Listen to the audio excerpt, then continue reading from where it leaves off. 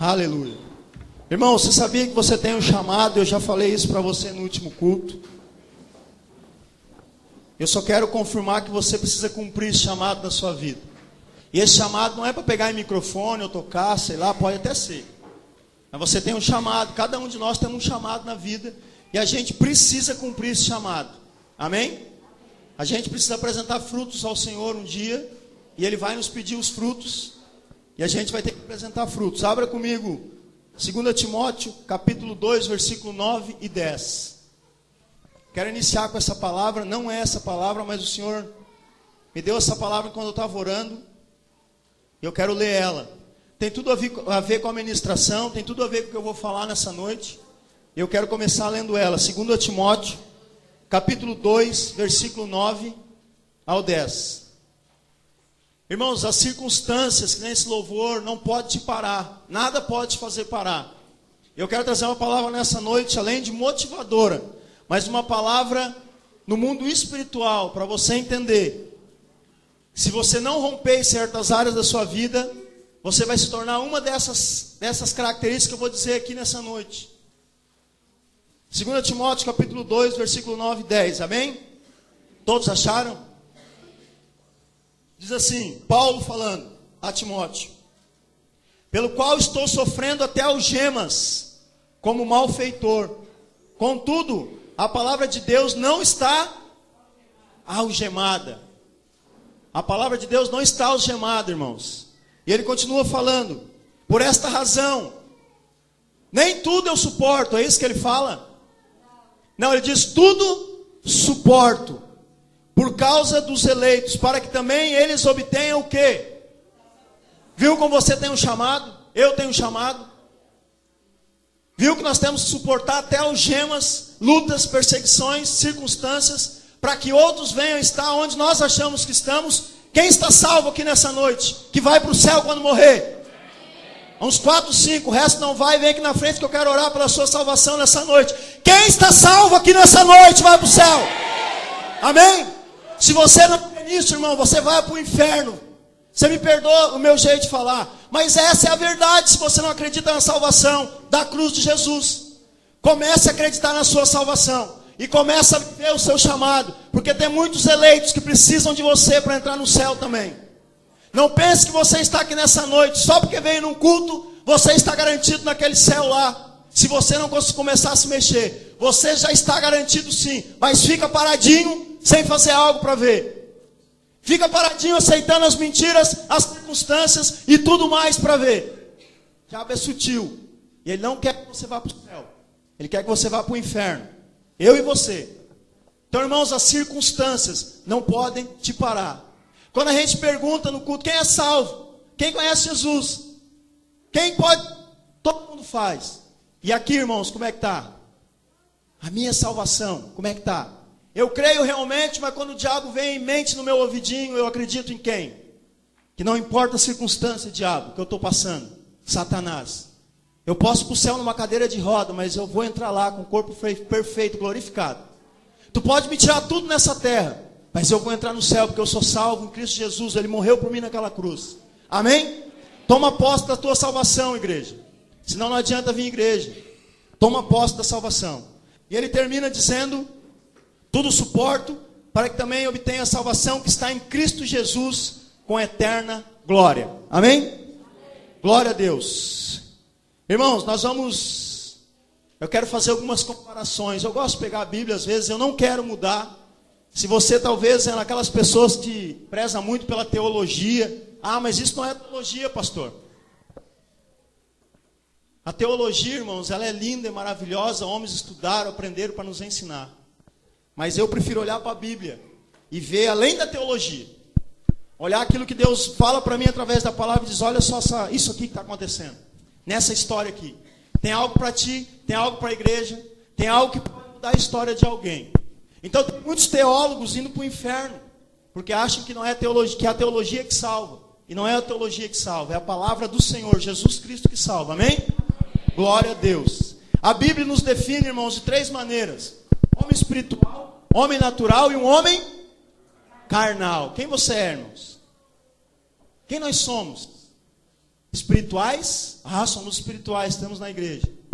Talvez estamos aqui, vivemos no natural. Ou pior, talvez vivemos na carnalidade, dentro da igreja. E isso aí, irmãos, tem que acabar. Igreja, quando eu falo igreja, não estou falando desse prédio, não. Igreja, eu e você, é espírito. É espírito. É vida no espírito. É andar por sobre as águas, mergulhar em águas profundas. É andar com as águias. Espiritual, não é carnal. Amém? Dificuldades sempre vão existir na tua vida, irmãos. Sempre. Até quando você morrer. E quando nós morrermos, nós vamos deixar algumas dificuldades para quem ficar vivo. Pagar nossas contas, pagar o velório, o caixão e mais um monte de coisa. Então, irmãos, dificuldades sempre vão existir. A gente vai ter que aprender em Cristo que a gente é mais que vencedor com Ele, irmãos. Muito mais que vencedor. Tem duas coisas que eu quero ensinar você a fazer nessa noite. Além das outras que eu vou falar. A primeira, quando a dificuldade vir, sacode ela, joga ela longe. Manda ela embora. Diz para o problema, não quero saber. O Senhor é a minha rocha, a minha fortaleza, o meu libertador, o meu rochedo, eu descanso nele. Nada pode me abalar. Nada pode vir tirar a minha paz do meu coração. E quando de vez em quando eu fico sem paz, eu aprendo na Bíblia que tem homens dentro de um barquinho que perderam a paz por causa da tempestade e clamaram por quem? Pelo pastor Márcio. Pastor Márcio, me socorre! Igreja, me socorre! Eles clamaram por quem? Por quem? Você sabe por quem você tem que clamar quando está em desespero, irmãos? Por Jesus.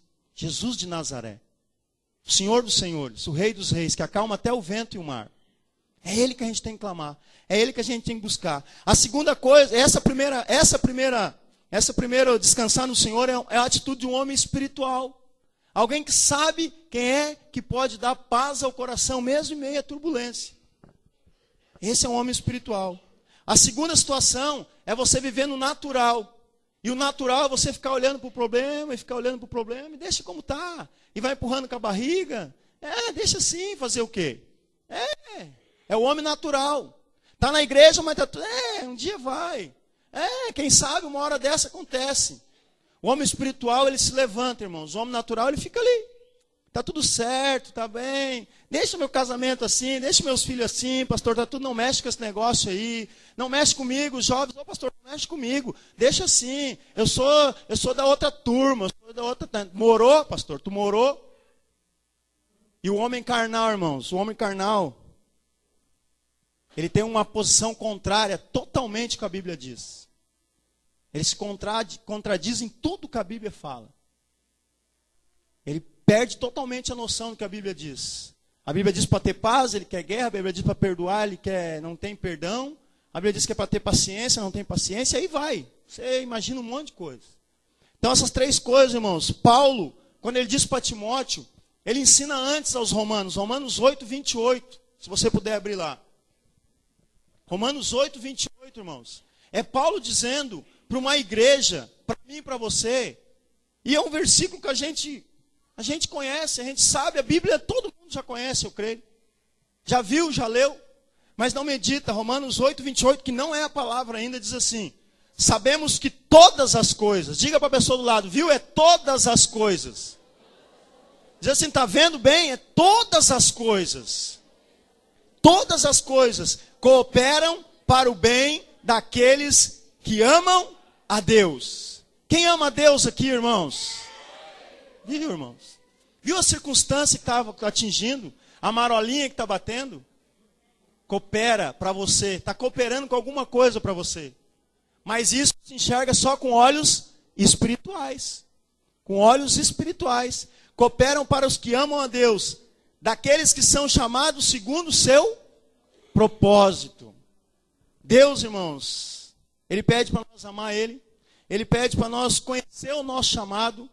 E conhecendo o nosso chamado, eu vou saber que Deus tem um propósito. Por que eu fui chamado, Deus? Por que a mim? Porque eu não pedi, eu não queria. E você vai entender, Deus tem um propósito para você específico. Deus tem um propósito tremendo para a sua vida. Muito grande para a sua vida.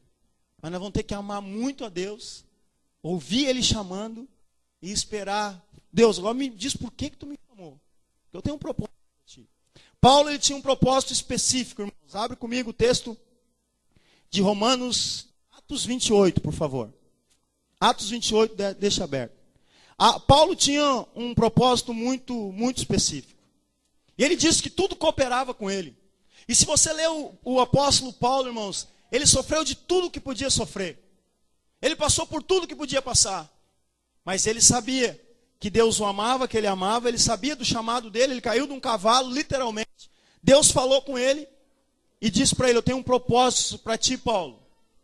E eu quero que tu vá cumprir o propósito. Amém? O problema, irmãos, o problema é que muitas vezes nós gostamos de mudar o evangelho de Jesus Cristo. Nós gostamos de botar algumas coisinhas no meio do evangelho de Jesus Cristo que não é o evangelho de Jesus Cristo. Nós gostamos de algumas, vamos dizer assim, atividades. O que não é errado atividade. Atividade é legal, mas se não tiver Jesus naquela atividade, o evangelho naquela atividade, não adianta de nada. É uma atividade. Então, irmãos, cuidado, não queira mudar o evangelho. Por favor, não queira dar jeitinho para si próprio. Mas eu acho que isso pode. A Bíblia diz que tudo convém. A Bíblia diz que nem tudo convém, tudo é lícito, mas nem tudo convém. Então tem algumas coisas que eu acho que eu posso fazer. Aquilo que eu acho que é lícito, eu acho que eu posso fazer. Vai para a Bíblia, meu irmão. Amém? O evangelho não foi feito para nos agradar, sabia? O evangelho não foi feito para nos agradar. O evangelho foi feito para nos transformar. E quando ele vem para transformar, não nos agrada. Fica ruim o negócio. Eu era um cachaceiro. O evangelho entrou na minha vida e o negócio não ficou muito bom. No momento ali, não estava muito bom, eu não estava gostando, eu não estava me achando legal. Eu gostava do trago. Mas o evangelho teve que entrar para mudar a minha vida. E isso mexeu até com outras pessoas, com amigos, com famílias. Com a minha família mexeu. Agora virou crente, agora virou isso, agora virou um louco. O evangelho vem para nos transformar. E se o evangelho do Senhor, que você tem escutado, não tem transformado, irmãos, tem alguma coisa errada. Tem alguma coisa errada. Aquilo que você lê e não mexe com você, tem alguma coisa errada. Tem alguma coisa nesse negócio que não está batendo direito. Você precisa se reconhecer. O evangelho não é parque de diversão, irmão. Onde eu faço o que eu quero, eu brinco com ele e faço o que eu quero. O evangelho é palavra viva, eficaz, tem força, poder para transformar qualquer coisa. Aquilo que não era nada, em transformar em tudo. Então, se a circunstância diz que você é um nada, se você querer muito o evangelho, vai transformar você em tudo. Amém? Você recebe isso? Mas você tem que querer. Você vai ter que querer. Ficar só escutando não dá. O evangelho, irmãos, não foi proclamado, sabe para quem? Para a carne. O evangelho foi proclamado para o espírito. O evangelho não foi proclamado para a carne, irmãos. Aquilo que é, isso me agrada. Quando diz, o evangelho diz assim, não quer trabalhar, vai ter com a formiga, isso não me agrada. O evangelho não foi feito para nos agradar, irmãos. Foi feito para nós sair daqui indignado com nós mesmos e dizer assim, eu vou matar a carne. Eu quero viver no espírito. Amém? Porque Deus é espírito. E o evangelho dele, irmãos, foi feito todo em espírito, não foi feito em carne, não. Não foi feito, dito assim, olha, eu vou fazer isso aqui porque eu vou agradar os homens. Não, Jesus não veio agradar ninguém. Ele a si mesmo se aniquilou. Não se agradou a si mesmo. Para que a gente pudesse mudar e viver essa mudança. Amém? Glória a Deus. Atos 28, você abriu? Eu quero fazer umas comparações nesse texto aqui, irmãos. Por isso que eu disse, não fique, mas isso não tem nada a ver com a teologia. Eu quero pegar esse texto e você sabe que o texto, muitos textos, dá para a gente não mudar. Mas pegar e fazer dele algumas comparações e alegorias. E ensinar alguma coisa na igreja. Atos 28 diz assim, uma vez em terra, verificamos que a ilha se chamava Malta. Os bárbaros trataram-nos com singular humanidade, porque acendendo uma fogueira, acolheram-nos a todos por causa da chuva que caía, por causa do frio. Tendo Paulo ajuntado e atirado a fogueira em um feixe de gravetos, uma víbora, fugindo do calor, prendeu-se-lhe a mão. Quando os bárbaros viram a víbora pendente na mão dele, disseram uns aos outros, certamente este homem é assassino, porque salvo do mar, a justiça não o deixa viver. Porém, ele sacudindo o réptil no fogo, não sofreu mal nenhum. Mas eles esperavam que ele viesse a inchar ou a cair morto de repente. Mas depois de muito esperar, vendo que nenhum mal lhe sucedia, mudando de parecer, diziam ser ele um Deus. Amém? Glória a Deus. Irmãos, eu quero que você me acompanhe nessa história. Essa historinha que eu li, historinha não, uma história real, verdadeira, que muitas vezes nós nos encontramos assim no meio de uma tempestade, depois de um naufrágio. Quando eu cheguei na igreja, eu vim literalmente assim, passei por uma tempestade, um naufrágio, meu barquinho virou. Paulo, ele estava viajando aqui como presidiário, num barco, num navio, o navio vira, e eles chegam numa ilha chamada Malta. Amém? Malta, irmãos, é o melhor lugar para se estar. E a melhor coisa que nós podemos fazer, irmãos, em Malta, nesse lugar para se estar, é não deixar que o fogo se apague. O fogo não pode apagar, irmãos. O seu fogo não pode apagar. O fogo da alegria, o fogo da motivação, o fogo da certeza que você vai conseguir não pode se apagar. Se você está dentro da igreja e está desanimadinho, cansadinho, acho que não vai dar, irmãos, tem coisa querendo apagar o fogo dentro de você. O fogo não pode apagar na sua vida. Nós somos o quê? O Senhor nos chama de quê? De brasas? Brasas vivas. O fogo não pode apagar. E quando junta um monte de brasas junto, irmãos, a tendência é pegar fogo. A tendência é pegar fogo. E o fogo não pode apagar. Sabe o que significa Malta? Lugar de refúgio. Sabe o que eu quero comparar Malta? Com isso aqui. Vamos trazer para cá agora, com a igreja. O meu e o seu lugar de refúgio. Malta. E Paulo sai do naufrágio e cai num lugar de refúgio. Amém? Glória a Deus. E daí com isso eu quero fazer algumas comparações. Quero usar algumas alegorias aqui. O fogo da fogueira, você já sabe o que é. O fogo santo, o fogo de Deus. E ele não pode se apagar. Amém? A ilha de Malta, lugar de refúgio, a igreja. Nós temos aqui um homem espiritual que eu falei no início. Quem adivinha? O homem espiritual que está nessa passagem. Paulo, um homem espiritual. Nós temos aqui um homem natural. Qual o nome você daria para o homem natural que está nessa passagem aí? Os bárbaros. E nós temos aqui alguém muito carnal. Quem você diria que é um homem carnal que está aqui nessa passagem? A víbora. A víbora representa uma pessoa carnal. Nós vamos ver por quê. Vamos acompanhar comigo, versículo 1. Depois da tempestade do naufrágio, chegamos à ilha de Malta, chegamos à igreja. Para mim isso lá no início foi muito estranho, irmãos. Quando eu cheguei na igreja, na época a comunidade missionária cristã que me recebeu. Eu cheguei do naufrágio. E lá na igreja, irmãos, quando eu cheguei eu chorava muito. Chorava muito, como você às vezes quando chega na igreja. No início. Quando a gente chega na igreja, irmãos, a gente fica desconfiado até de tanto amor que nos dão. Que as pessoas nos amam, nos abraçam, né? Ah, eu te amo, meu irmão. E aquilo me deixava meio desconfiado. Mas foi nessa ilha de refúgio que quando eu comecei a me soltar, eu comecei a fazer o quê? Firmar compromissos com o meu pastor, com Deus, com a igreja. E fui lá e comecei a firmar compromissos. Fui restituindo coisas que eu defraudei de alguém. Fui pedindo perdão para as pessoas. Fui restaurando o meu casamento. É um lugar de refúgio, não é a igreja, é um lugar de refúgio. É lá que a gente se refugia para melhorar, para mudar. E aqui Paulo está vindo de um naufrágio, ele cai na ilha de Malta. Versículo 2, irmãos, diz assim. Diz que nesta ilha, vamos ver o versículo 2. Os bárbaros trataram-nos com singular humanidade. Sabe o que acontece com uma pessoa natural dentro da igreja?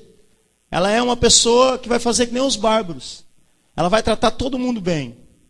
E você vai entender depois onde eu quero chegar. Os bárbaros, irmãos, as pessoas chegaram lá e todo mundo entende bárbaro, sabe por quê? Um cara mau. Hollywood chegou a fazer um filme, Conan o Bárbaro. O cara era louco. Um homicida, um louco endemoniado no filme. Quem viu esse filme? Quem é do meu tempo viu. Ninguém viu Conan o Bárbaro, aquele antigo? Ah, vocês estão de brincadeira comigo, né? Capaz que não viram, irmão. Vocês viram sim. Então transformaram um bárbaro num cara louco, bandido, que matava de espada, degolava, matava tudo quanto é tipo. Um bárbaro nada mais é uma pessoa que não tinha a cultura que Roma tinha. Os romanos queriam imprimir a cultura e aquele povo disse, eu não quero ser da cultura romana. Eu não quero. Então eles tratavam eles como os bárbaros. Mas os bárbaros aqui, irmãos, eles dizem que Diz que eles trataram com singular humanidade até acender uma fogueira. Eu quero dizer para você que aquela frase, os brutos também amam, é verdade. Os bárbaros aqui trataram eles com singular humanidade e acenderam uma fogueira para Paulo e a galera. E foi bênção. Assim é na igreja, irmãos, os homens naturais. Eles até acendem a fogueira. Sabe qual é o problema? Eles não querem ser tratados pelo fogo da fogueira. Eles até botam fogo no negócio. Eles até gostam do tumulto. Eles até gostam do aleluia, do glória a Deus. Gostam das músicas. Gostam das pregação. Mas na hora de o fogo pegar, querido, você vai ver o que aconteceu na hora do fogo pegar. Os bárbaros são assim. Talvez, irmãos, tem muita gente agindo natural dentro da igreja. Não, pastor, até aí eu vou. Tá bom. Mas me envolver ganhar vida, me envolver ganhar drogado para levar para a chácara, não, isso aí eu não estou afim. Me envolver e ler muito a Bíblia, não estou afim. Começa a viver aonde? No natural. Igreja tá bom, culto tá bom. Começa a viver no natural. Ah, eu tratar casamento, eu tratar filho, eu ter que contar minha vida para alguém. Começa a viver no natural. Começa a achar que, não, só o culto tá bom demais, pastor. Não coloca mais negócio de lenha na fogueira. Deixa como tá. E aí fica o homem natural. Amém, irmãos?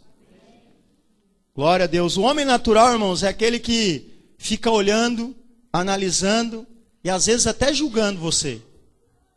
É aquele homem que olha e diz assim, o Rude, o filho do Rogério, não vai longe.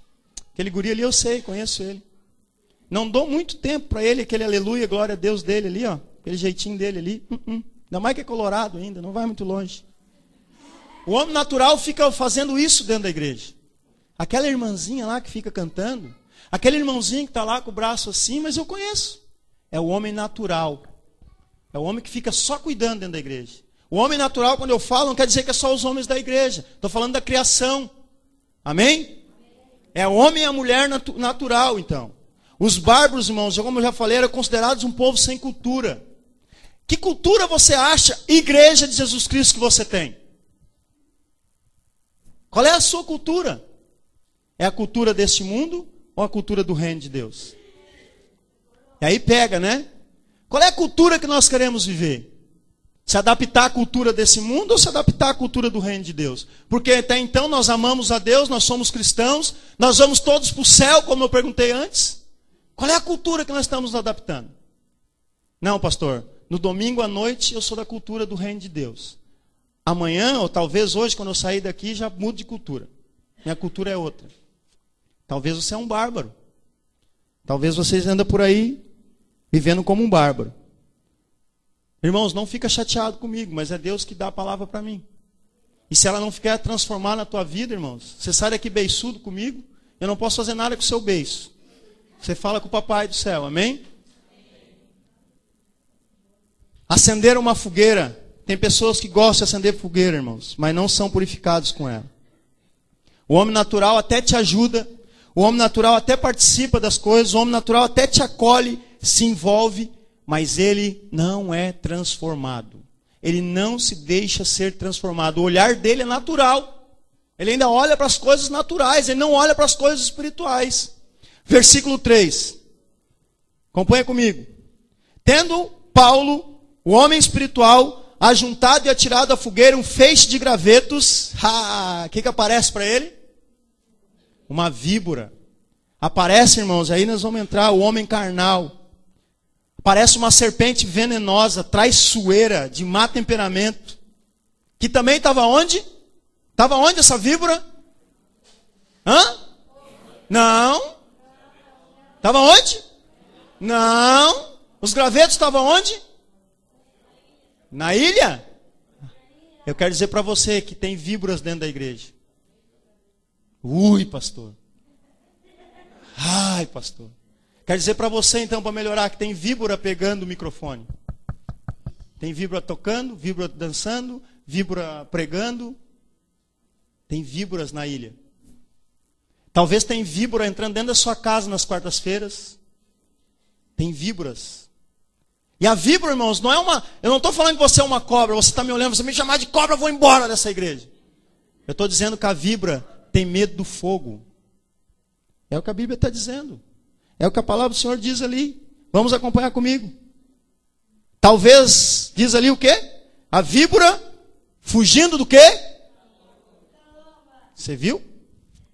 Que tem víbora, irmãos, que fica assim, não precisa tudo isso de santidade não, jovenzinhos. Não precisa, tu pode beijar um monte na boca, tá? Vocês podem fazer um monte de coisinha. Não quer o fogo, o calor de Deus. Não, uma cervejinha não faz mal. Tem víbora, irmãos, destilando veneno e mentindo para o povo de Deus, filhos de Deus. E tem filhos de Deus, povo de Deus, andando de mão dada com a víbora. Eu também acho que aquele pastor falou demais. Com a víbora na mão. Tem ou não tem víbora? Você já não escutou uma víbora no seu ouvido? Eu acho que não precisa tudo isso. Qual é a cultura que nós vivemos, irmãos? Qual é o reino que nós queremos viver? O que nós queremos viver? Querem apagar o fogo dentro de você? Porque Paulo pegou os gravetos para jogar onde? Na fogueira. Manter o fogo aceso e vem uma víbora e cau na mão dele. Paulo podia ter dizer, eu não vou jogar mais graveto lá, é verdade. Por que os bárbaros não fazem isso? Porque Paulo era um homem espiritual. E ele sabia o que ele tinha que fazer. Amém? A víbora, irmãos, diz que não suporta o calor, não suporta a pressão. Sabe quando você vai refletir na sua vida que você é uma víbora? Quando o calor de Deus, a pressão da palavra de Deus chegar pertinho de você e dizer assim, ó, isso não pode, porque a Bíblia está dizendo que não pode. Você dá um pulo para trás. Eu sou uma víbora! Irmãos, a pressão da palavra de Deus quando pega é terrível. A pressão da palavra de Deus, quando ela vem no homem espiritual, e ele abre os olhos e olha assim, meu amigo, o que eu estou fazendo da minha vida? Aí você não resiste. Daí você se atira direto no fogo, ou você dá passos para trás, eu prefiro ser uma peçonhentazinha, preciso viver no meu natural, ser uma pedra de gelo, do que chegar perto do fogo.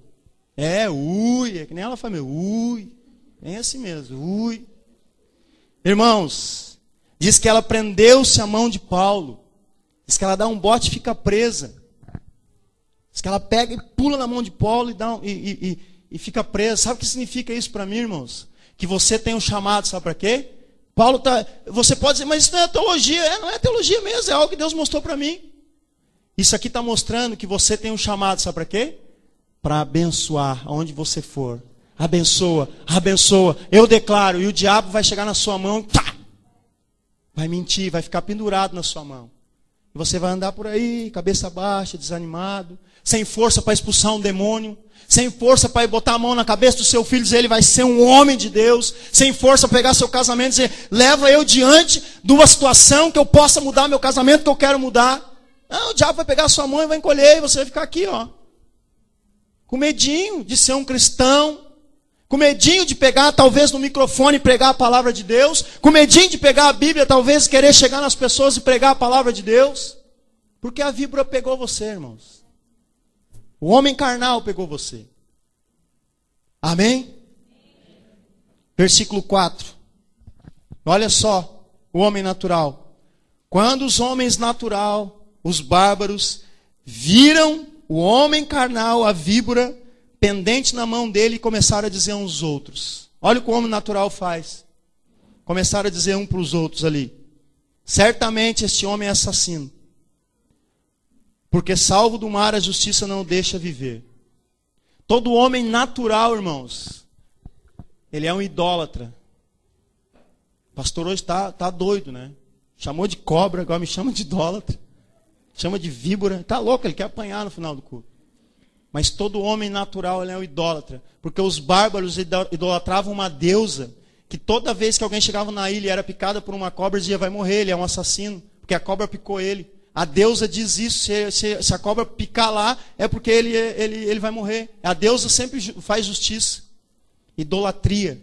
Todo homem natural não sabe o que quer. Se ele quer Deus ou quer o mundo, ele não consegue viver. Ele olha para as coisas naturais, ele não consegue mudar. Ele acredita mais na víbora do que nas coisas de Deus. Ele acredita que a víbora é capaz de matar uma pessoa, mas não acredita que Deus pode salvar. É o homem natural. O homem natural pende mais para as coisas da carne mesmo, junto com o carnal, do que o homem espiritual. Porque o homem espiritual já não enxerga mais com os olhos da carne, mas sim com os olhos do Senhor, com os olhos espirituais. E aquilo que parece estar tudo perdido, o homem olha, centra, pega Gálatas 5:22 e começa a viver aquilo ali, os frutos do Espírito, e ele começa a viver no Espírito. E isso, irmãos, arrebenta com a nossa carne, arrebenta com o nosso coração. É contrário à nossa mente. É por isso que é difícil ser espiritual, irmãos. Não pense que para mim é fácil, eu não sou o maior dos espirituais, não. Mas eu posso garantir para vocês, eu quero fazer que nem Paulo, uma coisa eu faço. Eu deixo as coisas para trás, fico e corro para o alvo, para o prêmio da soberana vocação. Que é a minha vocação, que é o meu chamado, que é o seu chamado. O problema é quando a gente não olha para o alvo e fica olhando para as coisas que estão para trás. Lá está difícil, eu vou voltar pelo caminho que eu fiz. Você tem um chamado, irmãos. Você precisa caminhar com isso, amém?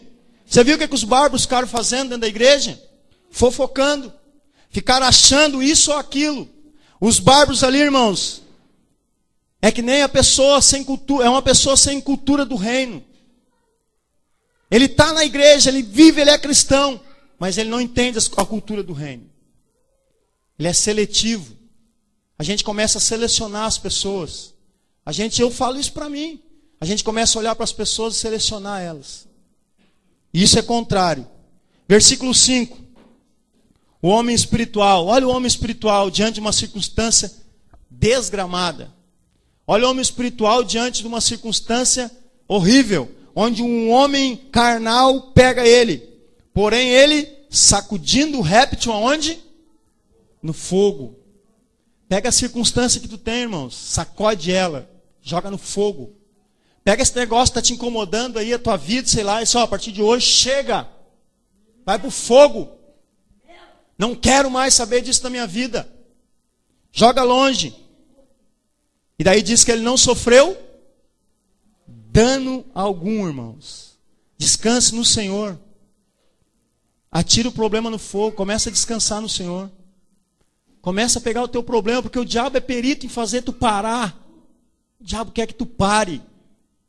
Isso é difícil às vezes para o marido dizer, eu quero caminhar e a minha mulher não quer. E vice-versa.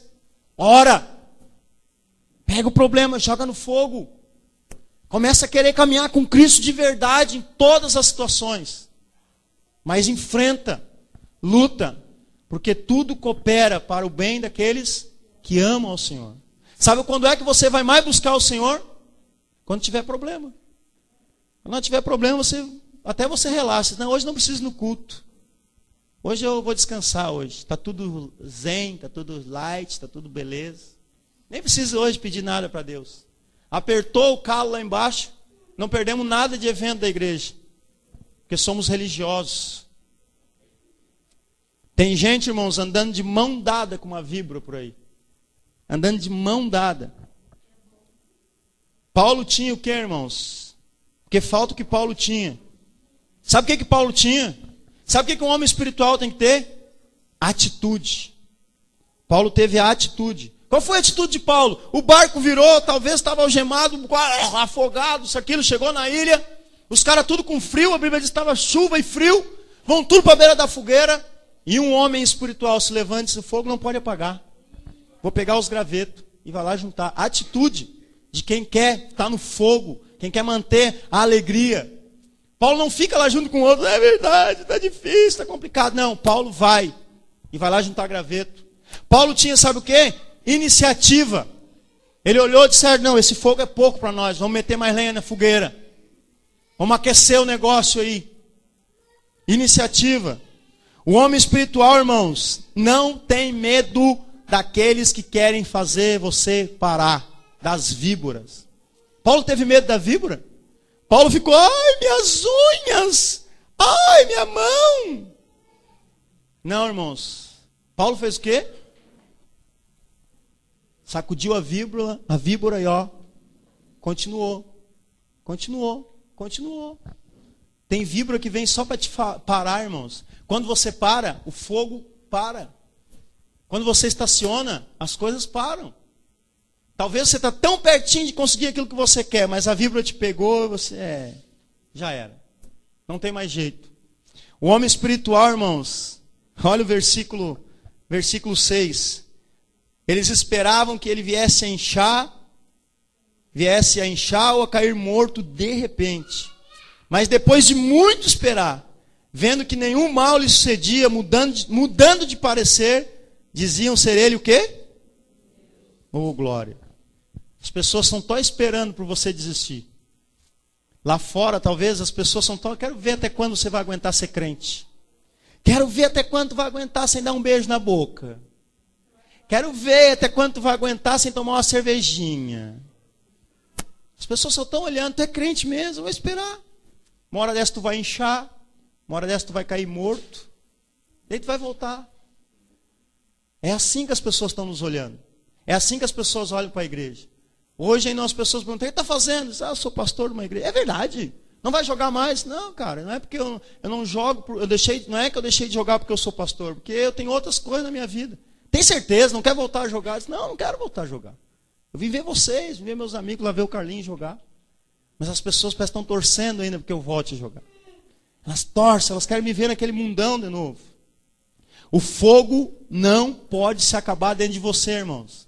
Mesmo que você caia morto. Amém? O fogo não pode se acabar. Mantenha, mesmo você tenha sido picado, mantenha-se firme, forte, olhando para cima, sem desanimar, sem entregar. Esteja preparado, irmão. Se você tiver iniciativa, atitude, se prepara. Se você quiser sair daqui hoje, não, é verdade. Eu vou manter o fogo aceso. Sabe o que vai acontecer? Eu vou te dar a dica já. As víboras vão se levantar contra a tua vida. Te prepara. É fato. Mas daí você vai pegar a palavra de Deus em Provérbios 26, 20, na parte A. Sabe o que o Senhor diz para nós? Sem lenha, o fogo se apaga. Tudo na palavra de Deus. Sem lenha, o fogo se apaga. Você vai ter que botar lenha lá, querido. Você vai ter que ver o fogo aceso. Você vai ter que ir trabalhar. Você vai ter que sair catar graveto. Você vai ter que... Estamos falando de coisas espirituais. Você vai ter que mexer lá onde está quietinho. Você vai ter que agitar as águas paradas. Levítico 6,13. O Senhor dá uma palavra lá em Levítico. Se você conhece. O fogo arderá continuamente sobre o altar. E não se apagará. É uma ordem do Senhor. O fogo vai arder continuamente sobre o altar e não se apagará. Não vai se apagar. Mas você vai ter que fazer alguma coisa. Lembre-se, você é um abençoador, irmãos. E as víboras vão querer prender-se às suas mãos, que tem um propósito específico. Eu já preguei sobre o que significa as mãos. A mão direita. Deus, os patriarcas abençoavam. Quando você vai orar com alguém, você impõe a mão. Quando você estendia a mão, era a mão direita. E o diabo diz assim, pega a tua mão direita que é boa para pá. Pega a tua mão direita que é boa para pá. Pega a tua mão direita que é boa para passar em lugares ilícitos aí. O diabo muda tudo que Deus tem feito, irmãos. Isso aqui não é por acaso, não. Isso aqui é para abençoar, você tem um propósito. E a víbora quer pegar suas mãos e parar de você ser um abençoador. Amém?